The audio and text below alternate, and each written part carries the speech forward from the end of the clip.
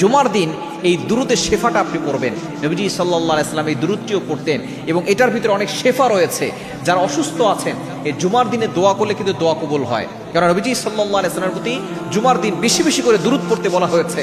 কেননা এই জুমার রাতে, বৃহস্পতিবার রাতেই কিন্তু আল্লাহ পাক রব্বুল আলামিন ফেরেশতাদের মাধ্যমে আপনি নবীজির প্রতি কতবার দুরুদ পাঠ করলেন এগুলো নবীজির কাছে পৌঁছানো হয়। এবং দুরুদের ব্যাপারে আল্লাহ তাআলা নিজে বলে দিয়েছেন, কোরআন খুলেন 22 নম্বর পারা 5 নম্বর পৃষ্ঠার 4-5 নম্বর লাইন সূরা আহজাবের 56 নম্বর আয়াতে আল্লাহ বলছেন, ইয়া আইয়ুহাল্লাযীনা আমানু সাল্লু আলাইহি ওয়া সাল্লিমু তাসলিমা, ও ইউ হ্যাভ বিলিভার্স, ঈমানদারগণ তোমরা নবীর প্রতি দুরূদ পাঠ করো। সুতরাং নবীর প্রতি দুরূদ পাঠ করলে আপনার অভাব দূর হবে, আপনার কষ্ট দূর হবে, আপনার বিপদ দূর হবে, আপনার বালা মুসিবত দূর হবে।